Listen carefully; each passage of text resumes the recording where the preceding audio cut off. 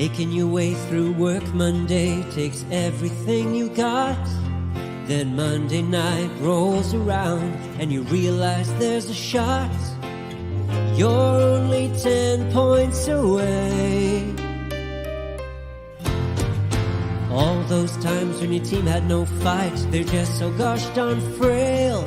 Then your star quarterback let another deep ball sail, and your third round pick bet on his team.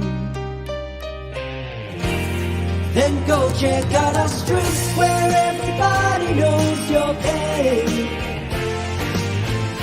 and they listen to complaints. You wanna be where you can see our bodies bring you no shame. You wanna go where everybody knows your pain.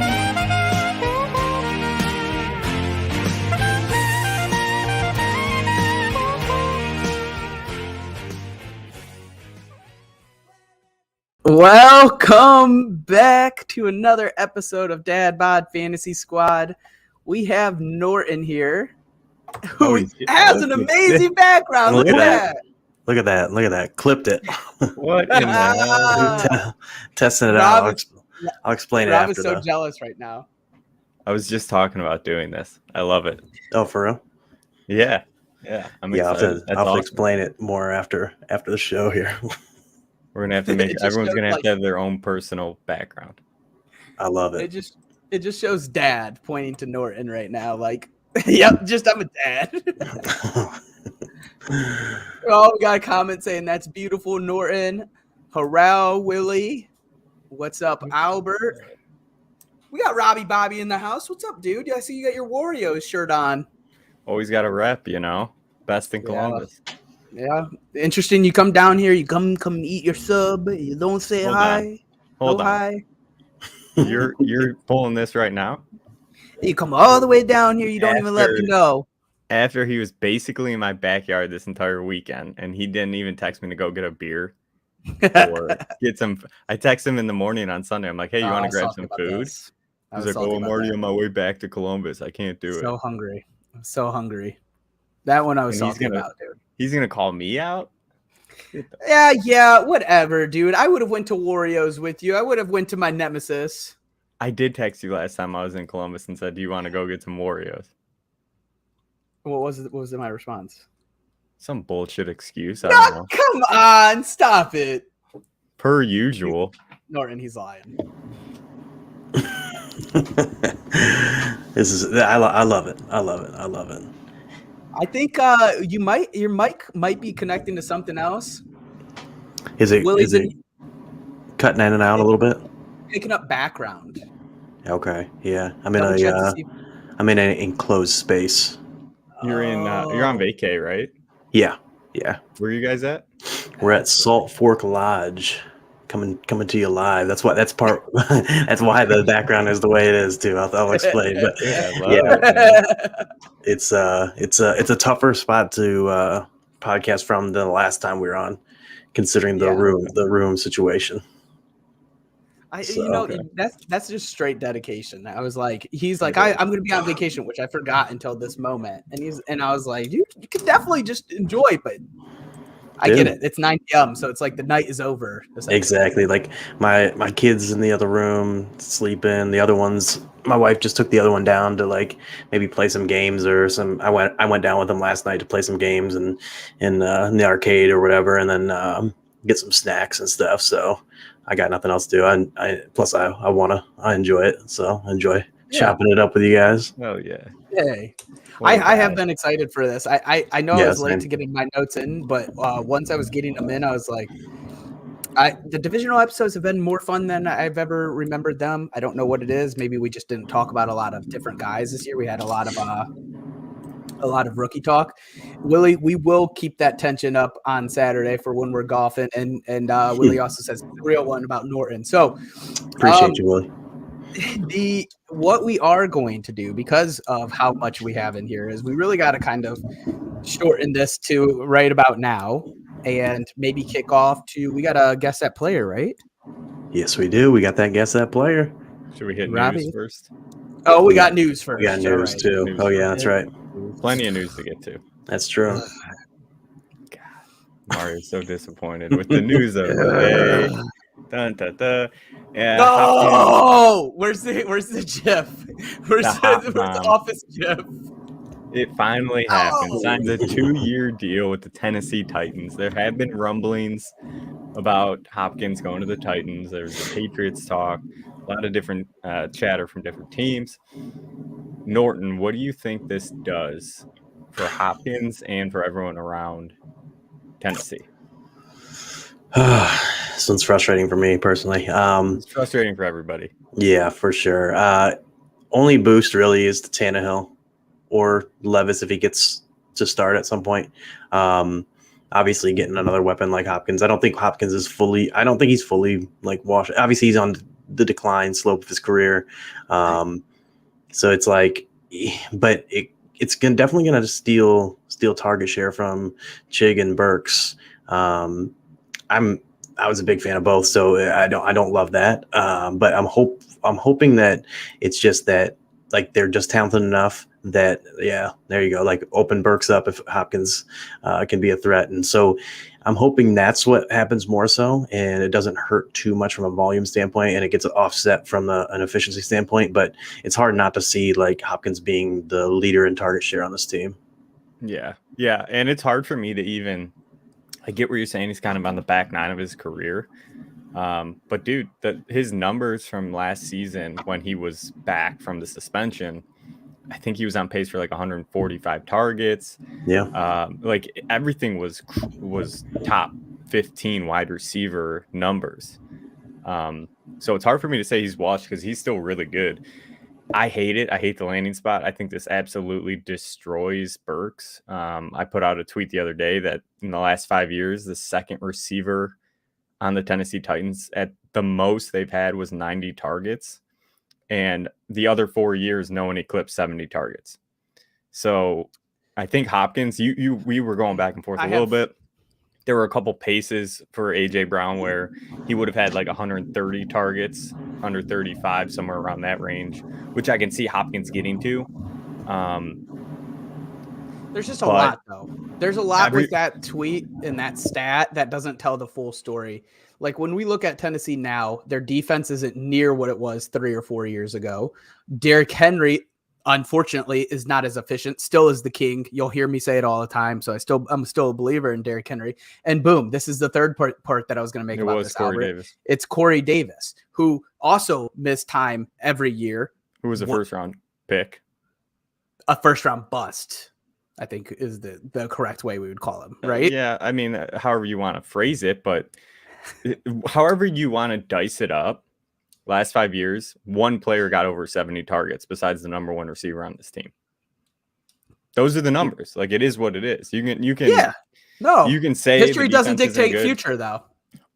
I agree with you, and I could be wrong, but I like going on historical data, and the data since Rabel's gotten there for the number 2 receiver isn't great.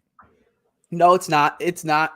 I just think that we're going to see the signing of DeAndre, like whether you want to categorize him as the old wide receiver that they have done almost every year in the past 5 years. It seems different to me too. So like, it seems like we're signing this guy because we have a little bit of a different game plan. We can't rely on Derrick Henry and Henry only on this. And I think they know their defense ain't that great. Remember that secondary last year? It was awful.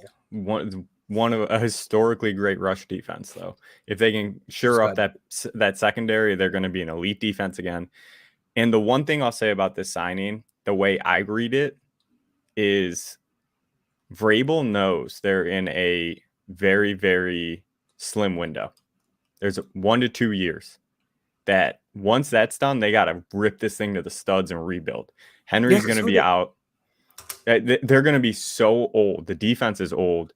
The offensive line is old. They're going to have to rip this thing down to the offensive line's already hurting. And they're not great. Like in 1 to 2 years, this thing's going to be a complete rebuild. That's why they're going for Hopkins right now in a 2-year deal. They're saying push all your chips in for these 2 seasons, and then after, let's figure it out. I think that's a good point. I think that's a really great point. I mean, look at this division. There's not a powerhouse in this division yet. Now, Jacksonville definitely has that sort of upside. They could get there, but who else are we talking? Are we talking Houston and then Colts, right? Those are other two teams. This is a very winnable division for the next 2 years, probably. It's going to be Jacksonville or them, I would say. Houston, maybe. No, not in 2 years. Next 2 years. Yeah. Not this year. But what you're saying is all kind of aligning. Like the Titans have a very winnable division, so I agree. Yeah. Let's keep on moving. Evan Ingram signs a 3-year deal with the Jags. That kind of came out of left field. I love it. Mario, what do you think of this? I absolutely love it. I think it's pretty crazy. If you had Evan Ingram in Dynasty, I think you should love this as well. They drafted a tight end in the second round, and I think that everyone had a little bit of concerns with Evan Ingram, but this kind of gives you a window, right? Like if you have Dynasty Evan Ingram, you could keep him for this year and then maybe sell him, but definitely gives you a wiggle room with what you could do with him. He's not super old, but he's not young anymore. Norton? Yeah, I kind of agree. Like, I've always loved Evan Ingram, and I was super high on him last year just because he was going so cheap. Everyone was out because of switching teams. He's been a bust. He's always hurt, and then he obviously had an awesome year. I'm more out on him this year because of cost, but I do think it's a good team signing. I think it's a good signing for him. I think it's good for Trevor Lawrence. Yeah, and it could be a situation where you might want to sell him soon in Dynasty, but I do like it overall for the Jags and Ingram and Lawrence. Yeah, I agree. For me, this just like Mario, what you said, they drafted a high capital tight end. There are there were a lot of talks that guy's more of a blocking specialist kind of tight end as opposed to the pass catcher. For me, this shows me that the Jags actually view Evan Ingram as a legitimate, threat. They're gonna keep feeding him the ball, and I don't. This just kind of it gives Evan Ingram that vote of confidence. And there was a cool little thing. I can't remember where I heard it, where Evan Ingram was talking about going over to the Jaguars. He said that he never felt welcomed in New York. And when he signed with the Jaguars, it was the first time in his NFL career that he felt wanted, and he felt that he was comfortable in a system. He felt that he could actually contribute to a team in a way that he felt he was best suited for. And he said that this is the first time in his career he's having fun and he likes what he's doing. When you hear that from a player, it's like, okay, like there could be some juice here. He had juice last season. Let's see what happens this year if there's enough balls to go around. But I love it. And this makes me not scared to take him this season and even next season. Like I'm all in on Evan Ingram. I have some Evan Ingram shares I could sell you. I'll take him. I heard all in. Joe Mixon restructures his contract with the Bengals. I believe he took like a $5 million pay cut, which is pretty wild. Mario, what do you think of this?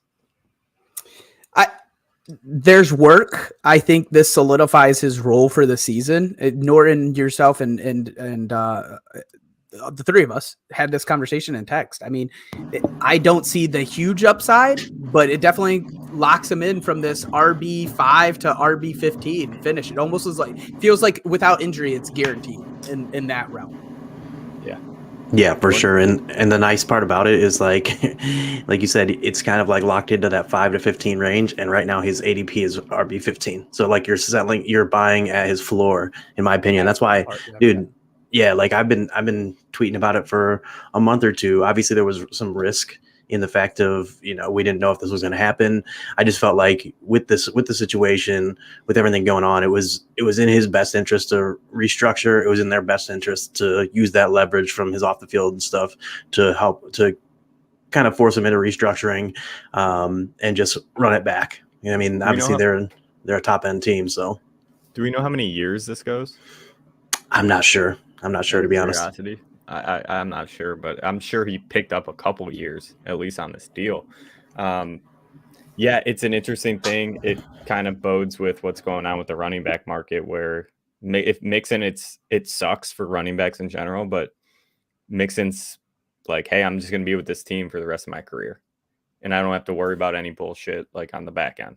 So he turns 27 this month. Yeah, it's interesting. Philip Rivers, and who cares? Philip Rivers and his wife has their 10th child. I'm surprised you added this. He's trying to build a flag football team. I thought it was 11th, dude. I thought, no, it's his 10th. And then somebody was saying they could play 5-on-5 with Philip Rivers, the automatic QB. So. Yeah, and that he could be the quarterback. They would field the rest of the team. Yeah. Oh, is this the last one? Yeah. Thomas asked Mixon or Etienne. Thomas, if you want to give more clarity on that, but Mixon was the one that restructured contract with Bengals, and then Evan Ingram. I think he's asking who would you rather have? It's Mixon for me. If it's redraft, it's probably Mixon. Yeah, for sure. For Dynasty Etienne easily. I think Etienne's the better skill, but the way that they're going to use Mixon, I'll take the work. Yeah. Yes, all right, Rob, my bad. There you go. Yes, we are. But real quick, let's just this is the last bit of news, but let's touch real fast on what's going on with this running back market. Tony Pollard, Saquon Barkley, and who was the third? I'm sorry. Saquon and Josh Jacobs? It wasn't Jacobs, sorry. They did not reach deals today by the 4 p.m. deadline for the they had to accept the franchise tag basically by 4 p.m. today. So now we're looking into some sort of holdouts with Josh Jacobs, Saquon Barkley. There were talks previously about Tony Pollard. He already signed his franchise tag for $10.1 million. So he's going to play on that. I think he's comfortable playing on that for this season. I think the Cowboys are comfortable with it. So Pollard's going to play. I think that's locked and loaded. Now we get into Saquon and Josh Jacobs. Mario, what are your expectations for how this is all going to play out? Messy. And I want to make this as quick as possible because we are getting low. Messy. I think the likelihood, I've said it multiple times on here, Barkley, I think will get a deal done. Obviously, Pollard, I don't think is technically holding out. I think he plans to play under the tag. And then Josh Jacobs, I think, is going to be a holdout. But I think I hope for the RB's sake, man, do what you guys got to do to get a little bit more bread because your bread it's not fair. I don't think it's fair at all. Makes it difficult for fantasy, though. Yeah, it does make it difficult.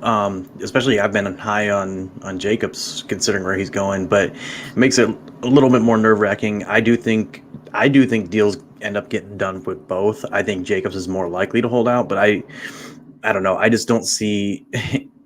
I understand why they're holding out, but it's never played out well for any running back so far, and that's just the reality of the position. It is more replaceable than other positions. So the thing is like if you're more replaceable at your job than someone else, you don't have as much leverage to hold out, and they're just going to replace you, especially in a situation like the Raiders where they aren't going to do shit. They're in a bad situation anyway. They don't care about winning. They're not going to win. Like he really has no leverage. So I do think they're ultimately just going to get it done. But at least I'm hopeful that way. But it does suck, like Mario said. It's interesting, man. Now you're seeing everyone, all the major RBs are tweeting out at this. They're saying they're all kind of banding together saying this isn't right. We got to figure something out. I think Henry tweeted, Najee Harris tweeted. There's a lot of people coming out kind of pissed off about what's going on. So we'll see what happens. I agree. Brandon Marshall called for this. He said, "Where are you guys? What are you guys doing?" Yeah, he said it like 2 months ago. It could get really, really messy with I don't know what, because I can't. All the guys that have already been paid, they're pissed off too about all this. You still have Dalvin, Zeke, like all these players aren't even signed. I don't know where it goes, and I'm interested to see what happens, but it's going to be, like you said, Mario, very messy, and we're going to have a lot to talk about in the next upcoming episodes about this. But next, Mario and Nort, we got to guess that player. I love it. We don't even need a drop at this point. Rob's got the drop. Before we start though, I do want to call out this comment that came over talking about Evan Ingram as their like late. He was their number one red zone option. Dude was nasty in some of the drafts. We started picking him up late. You got him in one, Rob, in a DraftKings. Dude, Yeah. I agree. Love taking him later in drafts over guys like Waller and Pitts. Sure do, boys. Sure do. Because I stacked T-Law and Evan Ingram in our one dynasty league. Those two carried me to the finals, dude. The last 2 months of the season, both of them just put me on their back and said, "Let's go, Rob. Bullshit. Let's go get you some money, bullshit. brother." See, I agree on that point of if Ridley doesn't pan out. Like that's the reason I was all in on Evan Ingram last year, was because it was ambiguous situation where Christian Kirk was the lead guy, which I think he's a fine receiver. I don't think he's an alpha. And you got an Evan Ingram who is like was put up big numbers as a rookie, crazy athleticism, in a situation that's where he could be top 2 in target share, and was going like 21st tight end. So like that was the perfect storm last year. He was literally my most drafted player on Underdog of any position. And but now he's going tight end 8. Yeah, 9. he's up there now. Like, it's tough for me to get there with Ridley there. Obviously, if Ridley fails or gets hurt or whatever, then I would change my tune on that. But yeah, it's tough. Fair point. I get it. Let's do it, boys. Here we go. Let's do it. Here we go. You ready to roll? Ready to go. Player A is a wide receiver with early mid first round draft capital, 23 years old. Last year, 13.2 points per game, wide receiver 25. I'm already convinced I know who this is. I am like convinced of it already. Okay. 26.7% target share, wide receiver 15. 40.8% air yard share, wide receiver 3. I'm going to be wrong. I know I am, but I'm confident of it. This helps. The air yard share should be the biggest thing, I think. Targets per route run was 29.3%, wide receiver 10. Dude, and his yards per route run was also wide receiver 10 at 2.57. Man, I just don't know if he has these good of advanced metrics. Okay. My guess is Judy. Well, let's go to player B. Let's get. Well, I wanted to guess. Okay. I wanted to wiggle a guess. He wants to get that out there. We normally do both, Mario. I don't play guess that player as much as you guys. Well, now we're gonna go to B because that's how we've been doing it. Wide receiver with early first round draft capital, 22 years old. Oh, here was a guess for A. London. Ooh, interesting. 10.5 points per game, wide receiver 43. London's younger than that. Yeah, he's 21. 22's target share was 29.4%, wide receiver 5. And I will say the 22 years old in this one will be when they start the season. So okay. Air yard share. I put the ages when they actually start the games. Are these NFC South players? Yes. Okay. Oh, both are? Yeah. Oh, I didn't know we had themes to it. So Jared can't be it. I've been trying to keep them with the theme. Keep them with the theme of the show. So we got 30.6% air yard share and 32.4% target per route run. Wide receiver 23 and wide receiver 2. 2.4. Dude, the weird part about the yards per route run, 2.57 to 2.4 was kind of a pretty big dip for one wide receiver 10 to 11. But that's how it went last year. So do you guys got any guesses on which the players were also, and which players would you prefer redraft in Dynasty? Well, player A is Olave. A. He said, okay, they prefer A, both redraft and Dynasty. It's got to be Olave. That means player B's got to be. That's got to be London. Is he 22 already? He said it's going to be at the beginning of the season.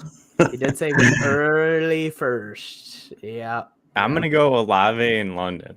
It's got to be Olave and London. And everything about player, and I know I got caught up on guessing the player, so I ruined the game a little bit. Yeah, but almost everything on the left side looks just more enticing. Yeah, I mean, except that. Yeah, I get it. Target share is pretty wild, though. 29%. That means you're getting the ball. You're getting fed the ball. And if you can keep that up. The target share and the target per outrun for player B is pretty filthy. Yeah, no, it's elite. That's elite numbers. But yeah, and then I see another guess for London here for for what's this, Willie? What do you think He's London is? A or player B? B. I'm He already guessing guessed B. it for A. Yeah. He's just saying London for everything. Yeah, he's just going. He's just doubling down. That's true. That's true. You can't go wrong. Okay, B. All right, B. So yeah, you guys nailed it. Player Did A we is get it? Chris Olave, and player B is Drake London. Yeah. That the air yardage air yardage gave it away for Olave. That's what I figured. I figured me, the air yardage would be just the with Olave the thing. age, with how young he is, and the air yardage. I was like, okay, that's Olave. I really thought it was then, Judy, but those advanced metrics were really nice. Yeah, and then B, when I saw points per game was 10.5, and then his target share was 29%. I was gonna say the combination of the combination of the target share plus the lack of points per game. Like that's the London Pitts special right there. I was gonna say you could just copy paste this for Pitts. Like it's the same stat line for Pitts, except everything. It's gonna be the same stat line next year too. Just a year older. Not if they get Trey Lance, dude. What if they get Trey Lance? Oh gosh. What if they go on? That's a good segue into this, huh? Should we just go right into it? Yes. Yeah. All right. To it. Mario, you want me to go? Do you want to go? What do you want to do here? Kick us off, All dude. right. All right. Well, that's good because I probably have the least amount of notes in here, is my guess. So I mean, we're talking to NFC South. What's up? Go ahead. Am I making you nervous? We're talking NFC South. We are we're gonna kind of hustle and bustle through because we got 4 teams to go through here. So let's get to it. We're going to talk about the Saints at first. And I mean, we just saw his advanced metrics. That's a great kickoff to us talking about him. Does Chris Olave make the jump and become an elite wide receiver? We saw the metrics. Is it possible that the stats kind of follow? Robbie? Yeah, I think he does. I think he was elite in spurts last season in his rookie year, which is somewhat rare to do for a rookie receiver. And he's, as whatever we want to say about Derek Carr, and there's so much hate going. There's always been a ton of hate for Derek Carr.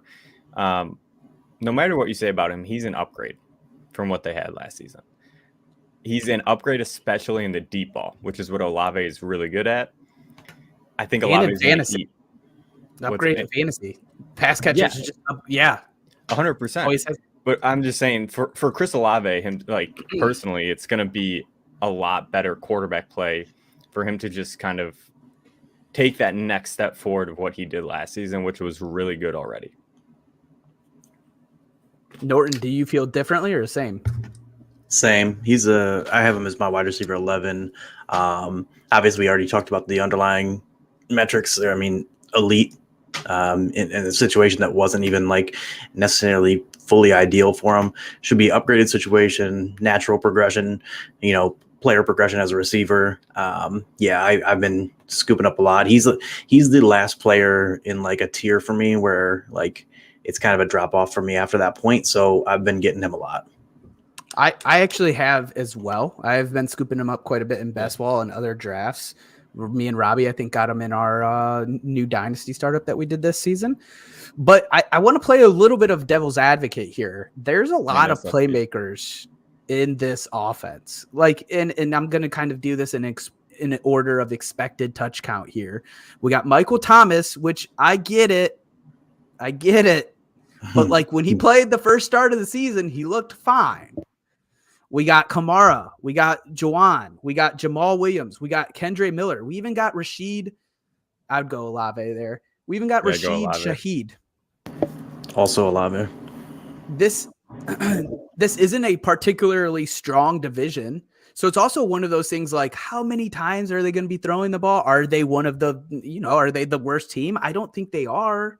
So that's the argument against this, where that talent in the 3rd round in your fantasy drafts could be a little bit scary. It's high draft capital, although it also is it's so funny because that 3rd round, taking him, you're like, man, this has upside to be a top 4 receiver. There's that feeling in the back of your head. So I said it here too, Rob, which is funny. You had the same. Derek Carr's hyper targets are exciting, but there's a path where he could disappoint. So the only caveat also, you kind of hit it with Michael Thomas. If Michael Thomas plays a full season, is good to what we kind of expect of him, and Derek Carr falls in love with him. That's the only way I see Chris Olave not taking a jump. It's just I think it's fine. I think we just haven't seen Derek Carr have these. Like, Michael Thomas is good. I think he's still great. Yeah. So we haven't seen Derek Carr have two weapons like this. I mean, even last year he had Devontae and Waller, but Waller wasn't even there for half the season. No, it's fair. Yeah. We haven't seen him have two weapons like That's ever. fair. Renfro and Waller, I guess, for a little bit. Trust in the for me, I'm trusting in the better talent right now, and I think that's Chris Olave. I don't blame anybody. I just want it like that's the devil's advocate approach. That's here's the alternative. No, that's fair. When we're looking at this team, there's quite a running back situation developing here. We have Alvin Kamara, who may be suspended this season. Kendre Miller, a promising young rookie. And we also have Jamal Williams that just signed there. So my question to you, Norton, is what are you making of this RB backfield? I like all of them at ADP, but especially Kamara and Kendre. Kamara, we got the word last week or so about the pleading guilty of the misdemeanor instead of a felony. So he's still probably going to get a suspension. Originally, I think people were thinking 6 games. I wouldn't be surprised if it's 2 to 4 games and now instead. And I mean, just last year we were drafting Kamara as top 2 round guy. Yeah, he's taken a dip, I think, in efficiency and production. But we just talked about this. Derek Carr coming over should help this offense as a whole. He just threw a bunch of passes to Josh Jacobs, and Kamara is a much better receiving back than Jacobs, even though I think Jacobs is fine enough receiving back, but Kamara is high end at it. So I don't know. He's going outside the top 100 overall right now. I think there's a lot of upside there to be had at that price. I'm higher than consensus on Kamara. And if I don't get Kamara, I don't mind taking Kendre or Jamal. I prefer Kendre over Jamal. I think there's just more possible upside to be had than with Jamal. Jamal's going to be more touchdown reliant. But yeah, I actually like all of them pretty much at ADP. Yeah, I'm with you, Norton. I don't love any of them, but where they're going, I'm comfortable with all of them. I just pulled up ADP for all these guys. Kamara's going 103, RB 34, which you're getting Kamara at RB 34 when he's been a first round pick for the past 5 seasons like that. And he was, I want to say the back half of the season last year, he was RB 9 or something in points per game. So he can still do it at an efficient level if he's given the opportunity. Jamal Williams going at 126, RB 42, and Kendre's at 137, RB 45. I don't love any of them because it's so murky, but where they're going in drafts, I'm comfortable taking them, and it's a shot. And if you hit, it's a big payday. So I don't hate them because they can all be really good. It's just who's going to kind of take that lead in this backfield. I tend to agree on this. I have expressed in earlier episodes my Kendre love. Kamara is growing on me, though, especially with the most recent news. I did want to pull back a comment, and it's going to take us backwards a little bit. Even though Olave has all these question marks and DK is due for a regression, I'm surprised by the consensus. I think this is really due to the Saints are question marks. So when you look at Kamara and his suspension looming, and you look at a guy like Michael Thomas, who's barely played in the last 2 years, those are absolute question marks. When you look at DK's situation, you see solidified pieces. You see Kenneth Walker, you see Tyler Lockett, who has been a staple for the past 6 years, missed 2 games. So I think that, yeah, those are questions for Olave. Adding but you JSN. Adding JSN. Adding Charbonnet. Yeah, there's a lot of weapons there.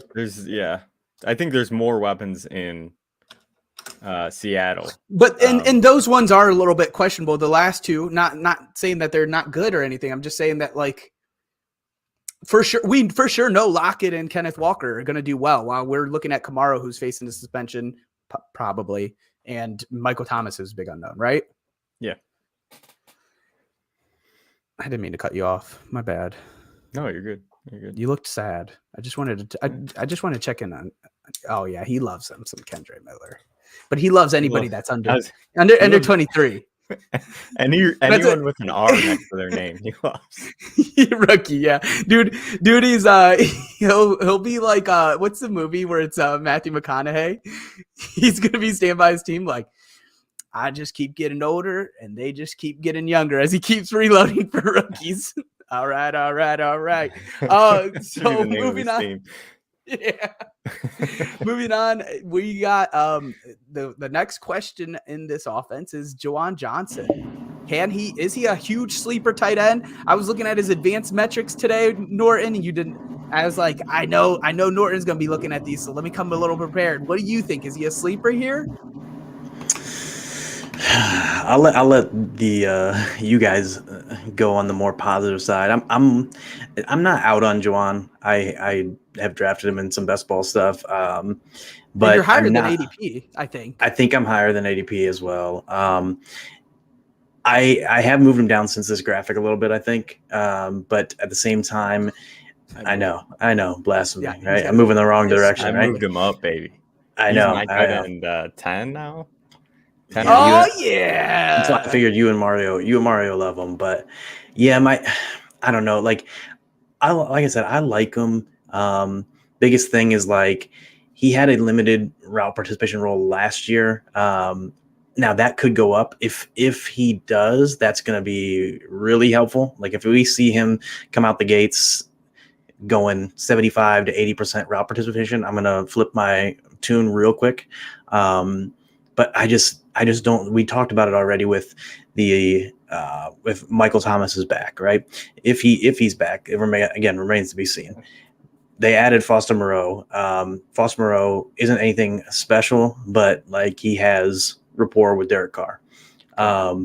If he blocking tight end, come on, dude. If he added him to block, he's a blocking tight end that's coming off leukemia. Hey, think about what Foster Moreau was doing though when he got the role. Like when he was playing, like last year he didn't do as much, but the year or two before when he was like known as like one of the only one or two handcuff tight ends. Yeah. Him and like Isaiah Likely basically. But like, I mean, and again, I'm not like out on Juwan, but like again, it's like 26th tight end in targets per route run, and that's based on a route run. It's not based on like that's based more on rates of route run. It doesn't matter. You like, for example, like Chig was second in target rate, targets per route run. So like, and so the more, it doesn't really matter. Like if you get more or less target share, he was 19th tight end, air yard share, 12th tight end, yards per route run, 20th tight end. Like it just screams middling to me, I guess. I don't know. That's kind of where I'm at. Like I like stacking him with Carr, but random fact about Juwan Johnson: he has a newborn. He'll be sleep deprived. I'm assuming that's got to be about Juwan, right? I mean, unless she's talking to me, it could be you. Robbie, you got a take on this as well? I mean, everyone knows my love going back to last season for Juwan. I mean, he's one of my favorite tight ends to pick up, to roster, because I just believe in how good he is. I think he's a really good player. Every time I watch the Saints, I feel like he pops. So he's just one of those guys that I always keep an eye on. And he was really good for a big portion of last season. He was. The back half of last year was really good for Juwan, and he was again. I'll keep beating this drum, dude. He was doing it with Andy Dalton. I think he's got a really big TikTok. Like I think he's like where are we super big on that. We should try to get him on the podcast. But he for me, I just think that he's an underrated player that doesn't get the due respect, just because it took him a little bit of time to get into his own. And again, there's a quarterback upgrade. There's a quarterback upgrade coming in. We know what Derek Carr can do with the tight end position. We've seen it with Darren Waller over the years. Like, I'm excited. I'm excited for what Juwan can do this season if given the opportunity. But we can say that about a lot of these tight ends. I feel the same, dude. I know this is going to be very contradictory to what I've already said, but if you don't look at Juwan as the 2019 Darren Waller, I feel bad for you. What are you doing? This is the target share is the concern here, but he was a beast in the red zone last year. He had a stretch of like top 8 tight end play in the middle of season where he really did start dominating, like Rob was talking about. Last 4 games kind of stunk, but he had a quad injury right before then. They went on bye, and he played. I was going to say it was also against a couple really tough defenses. Yeah, it's funny because if we go back to the episodes, I'm assuming you said something about them being tough defenses and why we were with our DraftKings picks. I am going to keep us moving here unless you guys had any last thoughts on the Saints. Yeah, I mean, I was trying to pull up the Darren Waller stuff from 2019 to see, like, compare, because I honestly didn't look at that until recently. Well, he didn't play the year before, I don't think. Who, Waller? Yeah.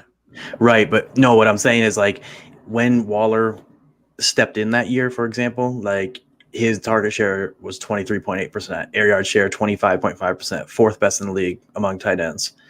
Yards per route run 2.87, third best in the league. Like I said, it's just the thing that makes me a little bit nervous about Juwan is that all those were like 20th, 25th best in the league among tight ends. No, not top 3. But he was doing it with Andy Dalton, is what I'm saying. I think it's going to be completely different. No, I do think there's upside, but I think that the like I said before, when I look at target per route run, yards per route run, all that kind of stuff, it's pretty sticky year over year for the most part. Even with the quarterback change? Even with quarterback change, you look at like players from that move teams. You look at when quarterbacks move teams. These metrics are pretty sticky, regardless. Like you just take any player over the course of. That's what I've been preaching, this whole offseason. Yeah. But so that's why I'm a little bit more bearish than you guys are. Like I said, I like stacking them. I know I'm boo this man right here. I do like stacking them with Carr and best ball though. I will say that. I think like you said, the biggest thing is we that you hit on really well, like that I love about is the red zone stuff. Like his red zone stuff was really, really good. That's where he has a lot of spike week potential. I'm hoping what happens is that route participation jumps up to 75 to 80%, because then you can start to see some of those things, like him overcome some of those things that are a little bit lacking compared to an elite guy. So if that happens, he can be a top 10 guy, especially because the bar is not high to be a top 10 guy. So 100%. 100%. We going on to the Falcons. I loved everything you said there, Norton. How high is too high for Bijan? So we'll kick off with you, Robbie. I don't think there is a too high for Bijan. I can see a path where he is the RB1. I've come up from RB8. I think he's my RB4. He has he's got the potential to be a number 1 overall running back. It just is this offense going to be good enough for him to be put in position to score enough touchdowns? That's my only caveat for him, because I think he's going to get the yards. I think he's going to get the catches where he'll be able to get into that RB1 category, top 4 category.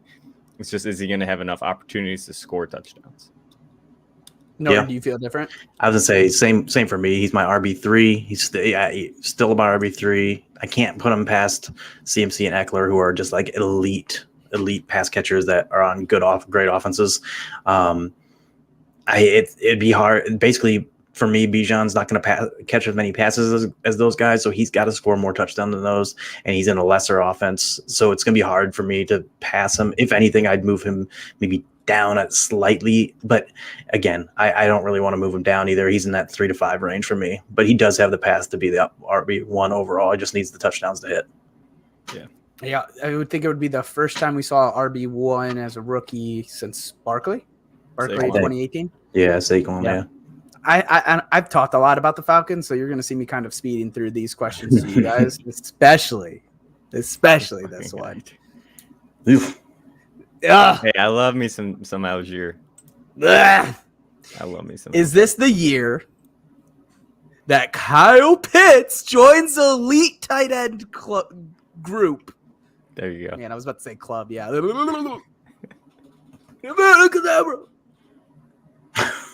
Oh, my bad. Robbie, go ahead and kick us off. You guys are like staring at me like, who starts? Who starts? He's just talking tongues right now. Yeah. Hitting us Wait, this is Harry exactly Potter. right up your. Yeah, well, Robbie was watching Harry Potter before this, so I'm talking. I came in late. I was like, I'm watching Harry Potter. Leave me alone. So yeah, currently I am projecting him to get into that category of, the top 5 tight ends where he will stay for the rest of his career. Like I think that's how good he is. He is, we know what he is talent wise. Like he has the potential to go down as one of the best tight ends ever in history of football. It's just, can this again? It's just coming back to, can this offense sustain it? Like I don't know if they're going to be. Is there going to be enough passes thrown for him to be an elite option? And can Ritter get him the ball better than what they could last year with Mariota? Yeah. You said it like my name, dude. Mario. I was going to ask you, Mario, because I know you're out on Pitts. Are you out on London? I know we get into it. I don't feel great about London. Okay. I we'll would get into take that. London over Pitts, though, but go ahead. Okay. It's interesting to me because, to me, if you're okay or more in on London and they have the same metrics, why wouldn't you just take the guy in Pitts who could realistically put up the same stat line and you get that same stat line 2 rounds later and play them at tight end? Why would that's the wild part to me. I don't think that's the case, though. Pitts hasn't scored more than 2 touchdowns in his entire career. But what did London do last year? I think he had 4 in his rookie season. Maybe I'm wrong about that. Okay. Oh, but I just 4. Yeah, I mean, obviously, my Kyle Pitts love. Number one tight end in the league. It was 4. Okay. Number 1 in tight end in the league in targets per route run, 34.3%. Number 2 in the league target share, 27.3%. Number 1 in the league in air yard share, 32.9%. He literally saw the worst QP play in the NFL of any tight end last year, 59% catchable passes. The league average was 79%. They've also played in the most run heavy scheme, the 4th most run heavy scheme in the last 11 years. They threw the 4th fewest passes in the last 11 years on a league that's becoming more pass heavy. When they switched over from Mariota to Ritter, they threw 6 more passes a game. Extrapolate that over 17 games, 102 passes. Kyle Pitts' target share was 27%. Just round numbers make it 25%. That's a 25 extra passes. He was already on a 100+ target rate. If he sees 125, if they throw 100 more times, which is what they were on pace for with Ritter, he sees 125. Even if he only catches 70% of those, that's below league average.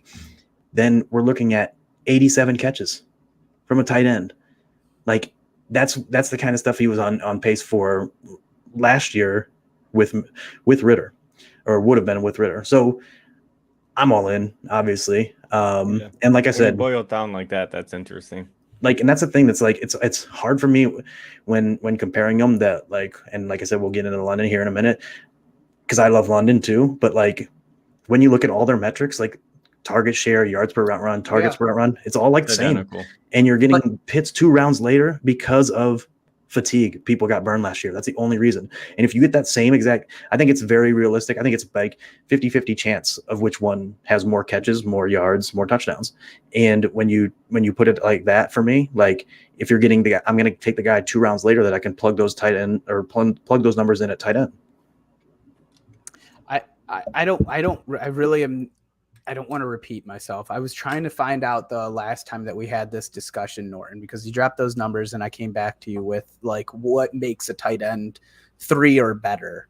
And I will plug that episode eventually. I really don't want to double down and say it all again because I just think it's probably defend your tight end. I think it was 120 targets. Yeah. I'll find it, but I just did. I think you're making great points. I do. The very TLDR is I think this offense has established itself as a running offense. This is their way. I think you guys undermine the addition. I'm going to hate saying this, of Mac Hollins. They have Cordarrelle that they're going to have to figure out how to use. These are guys that you guys are you guys are funneling this passing offense through Kyle Pitts, Bijan, and Drake London. What are they going to do with Cordarrelle? They love the guy. Yeah, but what I'm saying is they funneled it last year with even less. Like they funneled it. Like I know there's more now. There's not more. They added these guys for. No, he's saying they. Bijan is added. There's saying, more weapons now. Bijan is an offensive weapon all around. Two things. Yeah, no, that's there. Yeah, but there's 100. But what Norton's saying is there's going to be 100 extra passes, right? 100 plus extra passes. And like I said, like to me, there's gonna be at least 100 to 120 more passes. That comment, dude, that's funny. Yeah, for sure. Don't forget Algier. Oof. Yikes. That's a Bijan. Norton, I'm just gonna say this. I'm gonna end the Kyle Pitts. We'll come back. I mean, we don't need to come back to it. We discussed it. Defend your tight end rank part 1. It's probably towards one of the last things that we talked about on the episode. I found it here. It's actually right before we started talking about Jawan on that same episode. So interesting there. I'm sorry I cut you off. We're going to keep going. Let's go to Drake London. Where do you guys view Drake London on the season? And I'll kick off with Robbie.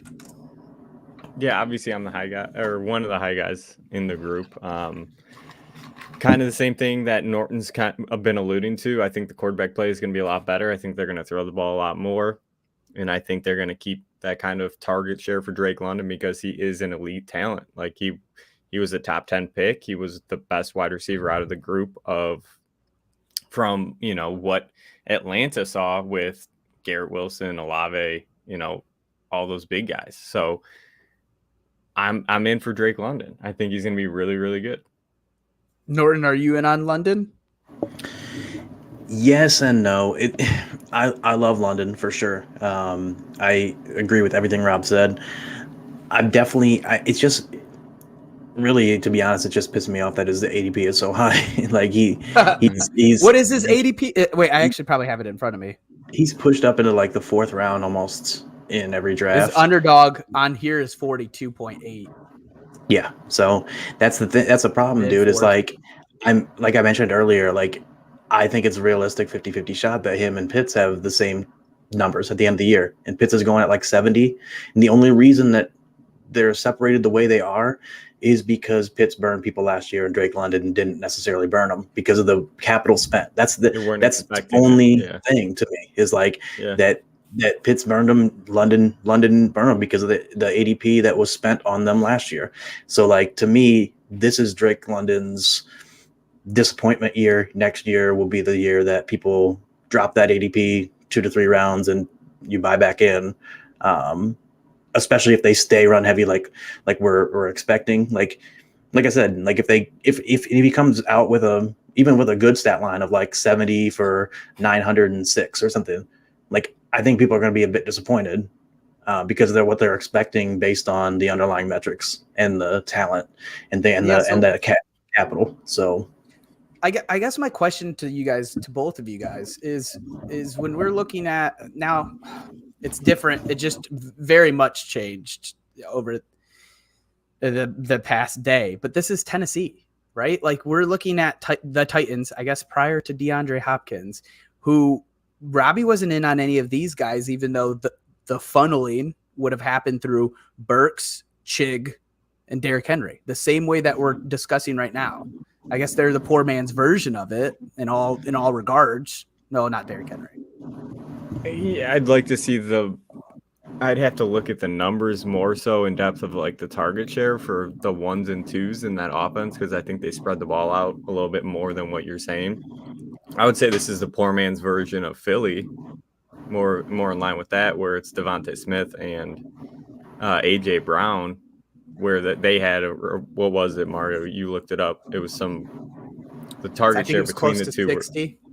It was crazy, and that's what I'm. It was either that's 50 what I'm 60. expecting. Yeah, I was gonna say too. We won't dive into this part too deeply. I just started seeing some research done on this about like certain RPO offenses. Like RPO offenses, basically the quick hitter is that RPO offenses are much more likely to be funneled target share offenses because it's read pass option. Like, so you're literally like they're designing that they're throwing. They're designing Daniel quick Jones. throws.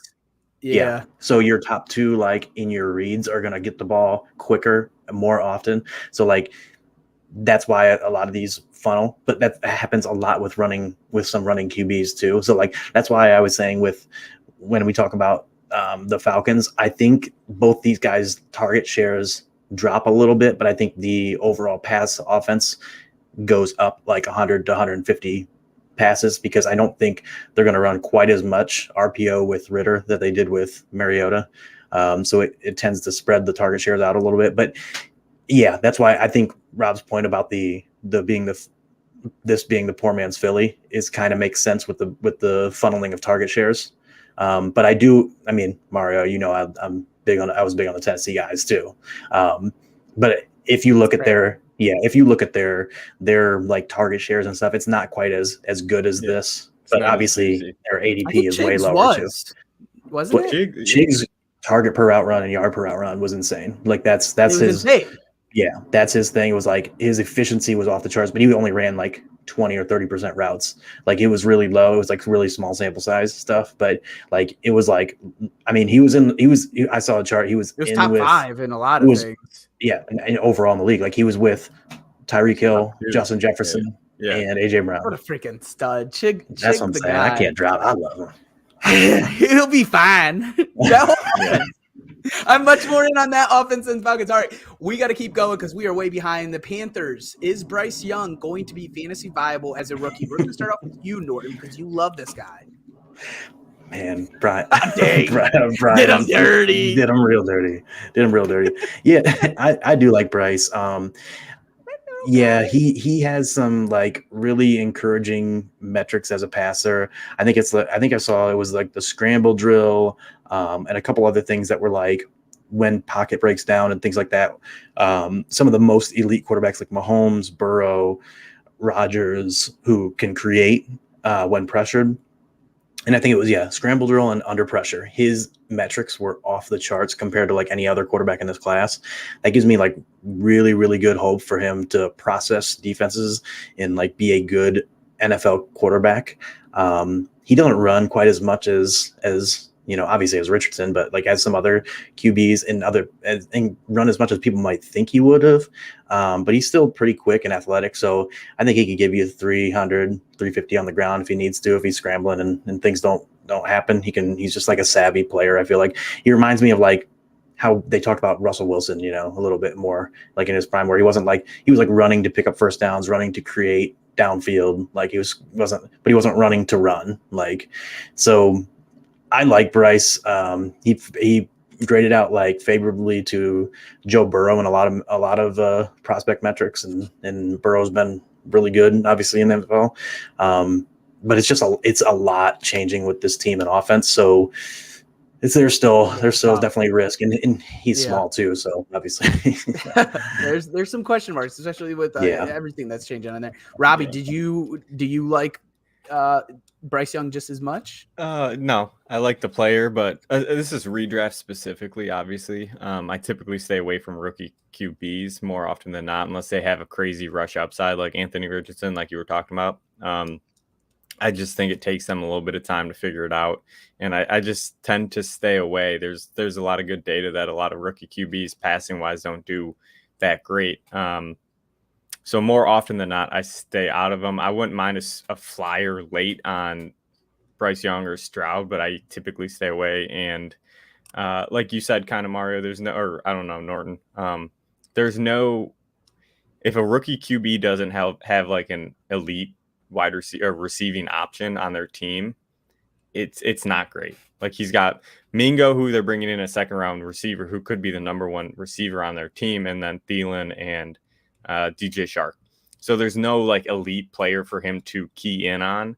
So for that, it's just kind of, I'm not excited about his outlook.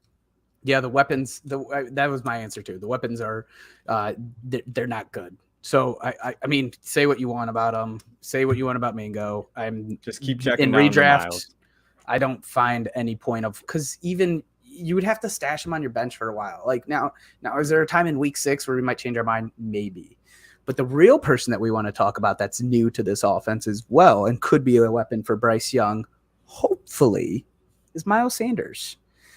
We know about Robbie's love for Miles Sanders. He has probably said it at least 8 different times. Norton, are you in on Sanders as well? I think I'm technically above consensus. I'm lower than you guys. I'm cautiously optimistic. Like, I think look at Robbie and Brian at 8 and 11. Those sick. I know. How are we RB 20, but we're all above 20? Yeah, Brian probably messed this up somewhere. He's not RB 20. No, he's like RB 14 or 15. I'll pull it up. Call him out. You gotta call him out. What a freaking bum. but yeah, so there's some real discouraging sorted by underdog draft ADP. Oh, so that's why I was saying I was pretty sure I was above consensus on like, but yeah, so we probably have him at like 14 or 13. RB 12. Okay. There's some discouraging like stats about running backs that have switched teams.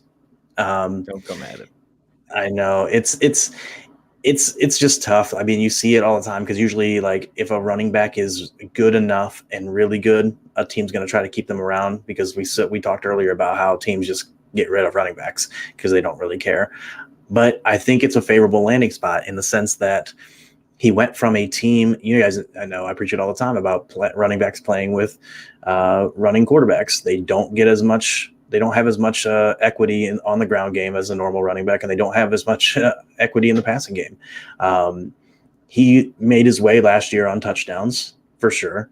I think, like, the thing is, this year he doesn't have to make his way on touchdowns because he's going to a place where he can get pass work more this year than he's ever had.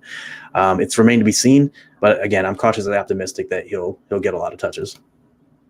Yeah, I mean, if his touches increase, it could be something. And Robbie, did you want to add anything? I'll give you a good 20-second plug here. Go check out my TikTok on there. You know, we did a TikTok of me just preaching my love for Miles Sanders. Go check it out because it has all my, in-depth stats on why I think he's going to be an amazing player this season. So I think this is a good time to plug our top 250 that will have links to those short clips about these guys. We aren't quite there to release it yet. I don't think it's live, at least not intentionally. But we will have clips for you guys to see under names and you just kind of follow the hyperlink. Moving on, the favorite pass catcher in this group. Put this together. Yeah, I mean, who did this? Norton or you? I didn't. This was me. I love that you picked the one like random transparent picture. Everybody else has background. You got to. Oh my god, dude, that's hilarious. I love it. Norton, do you have a favorite here? I'm guessing Mingo's got to be it, right? Mingo, baby. Mingo, baby. He's the number one. It is, yeah. No, I do like Mingo. Mingo's the guy I would have the highest of them. Mingo is his name-o. Exactly. I'm out on Thielen at ADP. Got a long neck, man. He does. I've always been a Chark guy as well, and I like him, but he it had to be the right offense. Yeah, and I'm kind of I'd say I'm more out on Chark than in at ADP. I will take him like in best ball if I have Bryce Young to stack him a little bit. But Hurst, I actually kind of like Hurst a little bit. He's going super late. He's like tight end 24 or 25 or something like that. Like, and going that late, he's one of the only guys like that late has path to top 2 upside in target share on his team. Like we just talked about it. None of these guys are established kind of guys. We like, Thielen clearly aging. Chark had 1 year, but been injured and up and down. Mingo, we like as a prospect. Hurst, it's not unrealistic that he's finished his second on this team in targets on the season. And if he does do that, then he's definitely going to outperform ADP like that late. Like there's just no, if he gets that kind of volume, there's no way he finishes tight end 24. So I like Hurst as a late dart throw. Yeah, you've really kind of turned how I view Hayden Hurst for this season, because I think everything that you said is correct, where there's a clear path. That's what you want to look for a tight end, right? Especially a late tight end. You want to see a clear path to being the number 2 option on the team. And he has a clear path, especially with a rookie QB. They like to hyper-focus on those tight ends a lot of the time. So I could see it.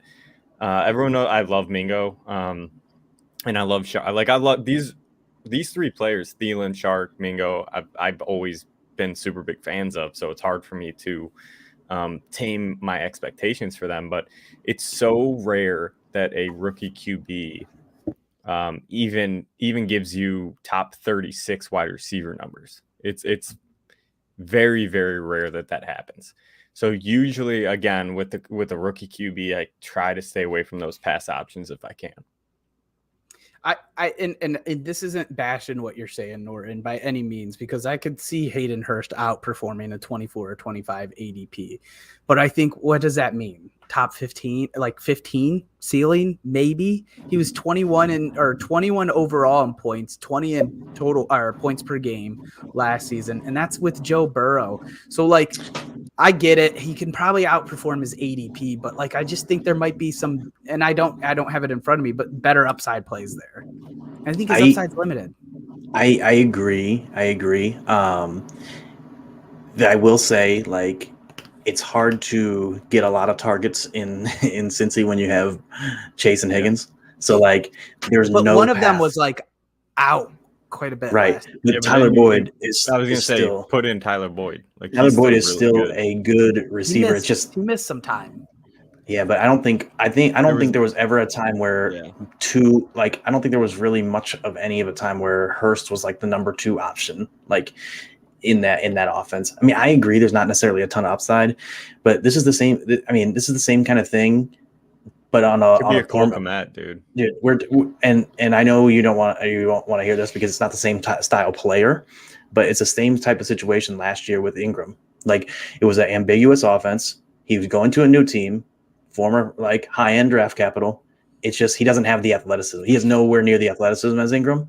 It's just, like I said, this is a kind of guy. Evan Ingram flashed. Right. No, he constantly did. Hayden Hurst just got plugged into a Cincy offense that tends to make tight ends look pretty solid. But who's the tight end that looked solid there? He had 68 targets last year. I mean, how much more are you thinking? Are you thinking 100? I don't think 100. I'm thinking he can get to 80, 85. But let me ask you this. What do you get? Go ahead. Who was gonna say? Who was the tight end that really like was ever good there? Like, that's been good or good consistently since Joe Burrow's got there. Even I mean, they had what CJ Uzomah show like a game or two. Uzomah showed a little bit, and it actually he had some huge games, but yes. And then before that, it was before Burrow. But like, they've kind of always done this tight end thing where they flip them out, and they're trying it with Irv Smith again. Well, that's what I'm saying. Like, that's the thing that happens with these tight ends in Cincy is that they flip them out, and tight ends in Cincy are like the Buffalo, Kansas City running backs, where everyone's like, oh, they're going to a great offense. Let's just get them because they're in a great offense. But really, they don't understand. Yeah, no, I agree. I have Irv higher than Hayden Hurst. Yeah. Would you rather have Hurst or Dawson Knox? Hurst. Probably Hurst too, but like I've never been a Dawson guy. Michael Mayer. Hurst. That freaking killing me. Like, no, I agree. I'm just asking. But I'm saying an overall like position, like not necessarily a tight end. I just meant like overall. But keep going. It's Hurst for me as well. Gesicki, easy. That one's close for me, easy. But I think I do have Hurst like slightly ahead, but it's close. I'd have to look. And Mac, we trust, baby. Gerald Everett. Easy. Oh, come on. Norton said Hurst. Sam Dude, Laporte. he's got 3 Sam guys. Laportable all day. It's close. I think I have Laporta ahead. Do you hate Laportable? No, I like Laportable. Higbee. Oh man. Hurst. No, I would go with Higbee, but I never like choosing him. I mean, we were up there. Chig. You guys both have to say Chig, right? Yeah, for sure. Dude, Dalton Schultz. Schultz. I have Schultz, yeah. Schultz is like this is like the rich man's version. It's a very similar situation. The rich man's version, yeah. He's the rich man. He's the brand name. He's a brand name. Dude. He's a brand name, dude. The one that's wild for me is Everett. Though. Wait, Hayden Hurst is Crunch Berries, bro? Is that what you're saying? I think so. Pretty much. We got or whatever the. Dalton Schultz is Captain Crunch, and Hurst is Crunch Berries, huh? Pretty much, or golden boats or whatever the. I was trying to think of the Lucky Charms one. Golden treasures. Did you have more here? Because we do got to move. No, I was gonna say the whole thing with him versus Everett. It was wild to me just because Everett has 3 receivers ahead of. Like Everett's gonna be 4th best at target share at best, and that's Herbs. Yeah, but dude, that's not even. I would say 5th best because you're not even counting Eckler. You got Eckler, Mike Williams, Keenan Allen, and QJ all gonna get higher target share than Everett. 5th target share versus 2nd. I mean, he was 4th target share and he outperformed him last year. Did he not? I don't know. But I guess that was. You're right, though. Keenan was hurt. But Keenan and Mike Will were both hurt along. What's to say that that's not going to happen again? True. Fair. Buccaneers, we got to talk about this 13 points per game offense. Can Chris Godwin and Mike Evans overcome the Baker/Kyle Trask QB controversy? Who would like to kick off this? Who's strong opinion on this? Robbie is. I know he is. Because this has honestly been something that I've been thinking about a ton. Because they're both really good receivers that we've all been talking about these two for the past 5 seasons. Like these guys have been top 12, top 15 receivers over and over again. And then now we got a QB change. Tom Brady's not there. And we look at them like we have wide receiver 28 and wide receiver 34. I think this offense is going to evolve more to what we were talking about a little bit earlier, Norton, with like that RPO kind of short, quick throws, which I think plays more into Godwin's wheel route than it does Mike Evans. So I'm more in on Chris Godwin right now than I am in Mike Evans, but I'm trying to stay away from this offense if I can. Norton, do you have any love for these guys, or are you staying away as well? I'm pretty much in line with Rob on this one. Like I have Godwin slightly above consensus. I think he's going to still be a high volume receiver. 26 is slightly above consensus. Yeah, dude, he's going pretty late. He's dipped a lot. A lot. So like I have him at 26 as well. That's why I was asking. And I think I might have moved him up a little bit. I might have him at 24 now or somewhere in that range. It's close, but he's like a back end 2, top front end 3 kind of guy. But yeah, I do agree also. Like, I think what's going to happen is with Tom Brady, like he threw so many passes, like over the time that the target shares, like if you look at these guys' target shares and then be like, oh, they're going to get the same target shares moving forward. Like it's going to look pretty rough. But I do think the target shares consolidate a bit because I think it's going to be a different hyper focused through them. Yeah. Quicker hitters. I don't think Baker or Trask is going to get through the reads and as quickly as Tom Brady could to get to his 3rd read or 4th read. It's going to be 1st read, 2nd read. That's it. Like, and those 2 are probably going to be 1st read, 2nd read on most plays, or I'd hope if you're an offensive coordinator. So yeah, I'm more in on Chris Godwin. I'm feeling like weird about like fading Mike Evans though. Just like I have him right around consensus last year. Yeah, I know, and for sure. And like it just feels weird fading a guy that's like been so historically good, like 1,000 yards every year. Like he's been like a lock for it. It's like it just feels weird having him this low. But I don't know. I'm Evans, Mike Evans. Yeah, Evans. It feels weird. Yeah, but if you look at ADP or ADP, you got Chris Godwin. I'd much rather have people going around him like DJ Moore, Christian Kirk, Brandon Ayuk, Marquise Brown, Deontay Johnson. Like I want those guys. That's what I was gonna say. For what it's worth, like you're talking about Godwin, right? I'm talking about Godwin, and then you have around Evans, you got Lockett, Jordison Addison, Jahan Dotson. And I might have Evans over Dotson, but other than those, I have all the rest of them over Evans. And then same thing with Godwin. I haven't been getting a ton of Godwin because I do have guys like Deontay, DJ Moore, and Tyler Lockett ahead of Godwin, and they pretty much, at least one of them always goes later, so I always get them. Let's ask the heavy hitter question here, because if people are drafting these guys, they're going to want to get them where they're startable, right? Like these guys, we have them ranked in the flex area, which is fine, whatever. But the real question and the real thing I think in people's back of people's mind is, can this offense be 2023's version of Seattle Seahawks? That's the hope. That's the dream. Can it happen, Norton? I think it can. I think that's very unlikely, though. But I think it's possible, because we saw it with Geno. Obviously, no one had faith in Geno. We faded the receivers heading into the year because they're like, oh, going from Russ to Geno, but again, that's an outlier kind of thing. I'm not going to try to bank on an outlier. And I think the coach plays a huge part into it. They were hot trash last season with Tom Brady. Like, they're not going to get better. Their line is trashed. They're not going to get better. Yeah, so, I agree. Speaking of them being a hot trash, we need to talk about Rachaad White. He's a second-year RB. Truthfully, I'm going to kind of kick off here, boys. I watched a lot of Rachaad White. I went into debates with you guys over him over Lenny. And at the time, it made sense. But like every week I watched Rachaad more and more and more and more, I became less and less and less vocal about how I loved him, because he didn't get the job done. He had plenty of opportunity last season to show something. I feel like I've watched more of him than a lot of players, and I just never saw anything. And he loaded up on targets and he loaded up on receptions. And this is a product of Brady. It's a product of Brady. It's weird that we still talk about the Patriots the same way when we're looking at their RBs and we're like, who's the James White role? No, this is a Tom Brady running back role. If you don't have Tom Brady, you don't have the James White. And without that, I don't know how many passes Rachaad catches. I'm sure it's going to be decent, but it's not going to be 70, or I think that was his targets.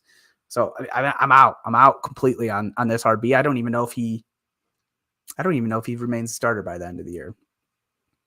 And there's not much there. There's not much there.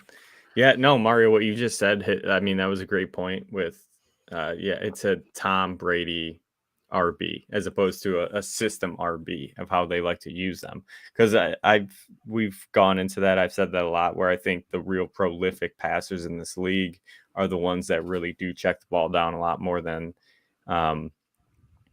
either the younger guys or the vets that aren't as good. I think if you have a good sense of what you're doing on the field as a quarterback, you know when to check the ball down, and not a ton of people do.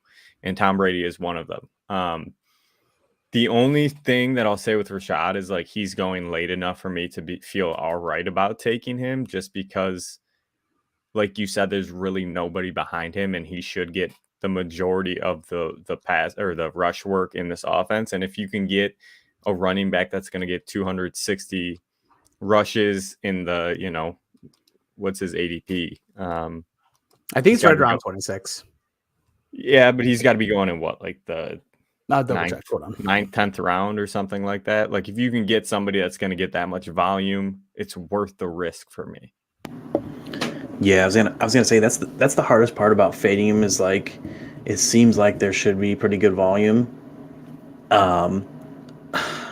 It's so tough. I'm so torn on it, because he was one of the most inefficient players last year. Like Mario said, like, as you watch him, like, it was just bad. And then, like, I fully agree that with you guys about the whole Tom Brady thing, like, that's why Mario and I were disagreed on Lenny last year. And it was like, I was like, dude, I really don't like Lenny. I just love the fact that he plays a running back with Tom Brady. Like, he gets so much pass work. That role is so great. And obviously it's a different QB now. If Tom Brady was there, I'd be much higher on Rachaad. And I think all of us would. But the problem is that he's not. And so now we're going to get an inefficient running back with a quarterback who's not going to throw anywhere near as much passes to him, and on a team that's very likely to be one of the lowest scoring. So, like, I lean more of a bust. It's just that it's enticing a little bit, because if he goes late enough, there's enough volume. Like, especially if you're doing like a 0 RB build. End of 7th is his is the underdog. I think I did the math right. And he's one of the last running backs that you're probably going to get solid volume. Kamara, Connor, all of those. Cook goes there, and I'd rather have Cook on a free agent. I mean, like, that'll change. I mean, there's even the argument to be made, like, do I like Antonio Gibson more? I think I have him ranked higher, so probably. Yeah, I've been moving Rashad down a little bit. Yeah, he's probably somebody I got to relook at. I have him at 26, but I could see him getting closer to 30 area. Yeah, I think I have him at 27 or something now. I don't know. It's late like that, late 20s, early 30s, but it's hard to push him too down because of the volume. But at the same time, like things could go real wrong real quick. It could, and he's one of those players. Like if the ADP is correct, I mean, you said 7th, I probably wouldn't take him there. He got the round, like the 10th round, I'd consider him in like the 10th. So it'd have to be like a little bit of a slide, and I'd be okay with it. Like if he's my RB3, I wouldn't feel great, but I'd feel comfortable enough. Yeah. All right, boys. That about wraps up our NFC South breakdown. We have any last thoughts before we slide out of here? Pay the RBs, dude. Pay them, right? Pay them so we don't have to struggle throughout the season. Exactly. Yeah, I don't want to hear people. I'm sick of hearing the bitching. Pay the men. Pay those men. All right, we will be back on Wednesday. I never have the episode ready. It is 7:19. Breakout players. Ooh. Who's so we got breakout app? players. Me and somebody else. I don't know. I don't have it in front of me. I just had the outline in front of me. Cool. Cool. For myself, for Robbie Bobby, for Norton, if you're not already following him at Norton0723. Peace out. We love you guys. Thank you for watching our episode. If you enjoyed this episode, please make sure you like and subscribe to our YouTube channel. If you aren't already following us on Twitter, check us out at DadBodFS. We'll be posting all of our best clips and videos to all of our social media: TikTok, Instagram, Twitch, Facebook, YouTube. You can find us on there at DadBod Fantasy Squad. Lastly, if you'd rather just listen, we make sure we post our audio of each episode on all the major streaming platforms. Stick with us all season long so together we can count our trophies and not our calories.